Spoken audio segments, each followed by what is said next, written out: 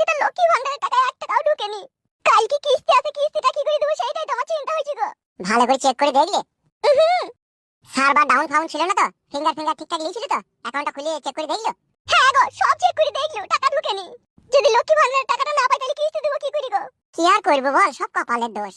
লক্ষ্মী ভান্ডারের টাকাটা মাসে মাসে তুই পেছিলি বলে ওই জন্য আমি কিস্তিটা নিলাম, যে আমি কাজ না করতে পারলেও লক্ষ্মী ভান্ডারের টাকাতে আমি কিস্তিটা চালাইতে পারবো। ই তো দেখছি শালা কাটে গো, তাহলে লেগে গেলাম তো ভাড়া। এখন বলছে এই মাসে বন্ধ থাকবে, সামনে মাসে টাকাটা ঢুকবে।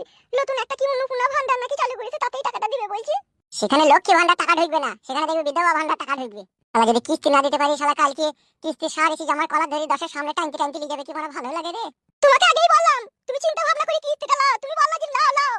এলো এই মান মারানি মাগি, আমার কি দইলো? এখানকার মানুষকে ভাব দিয়ে পেরেছিল যে লক্ষ্মী ভান্ডার টাকাটা এইভাবে ঢুকতে ঢুকতে হারাম করে বন্ধ হয়ে যাবে। লোকে তো মনে করেছিল সারা জীবনই পাবো।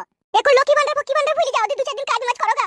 আর সেদিন আছে লাইলো যে হাটে মাঠে ঘাটে মানুষ কাজ খুঁজে পাবে, এখন আর কাজের দিন আছে, কাজ তো সব বন্ধ। তাহলে ফুটপাতে বসে সবজি মুরগি বেচো গা। এ মাগি দুনিয়ার খোঁজ খবর কিছু রাখে না তো, শুধু আলমুড়ো খায় আর পগার মুড়ো চিরকি দেয়। ফুটপাতে বসে একটা দোকান চালাইতে দিচ্ছি না, যত দোকান পাশা ছিল সবই ভেঙে দিতে দেখা বড়া। আর ফুটপাতে দোকান করতে দেবে লাই? তাহলে খাবা কি করে, যাহার টাকা কর্ম করতে হবে। কি আর করবো, কাল থেকে চুরি ডাকাতি করবো, আবার কি করবো? এখন না কাজ পেলি না ব্যবসা খুঁজে পেলি, কি করবো?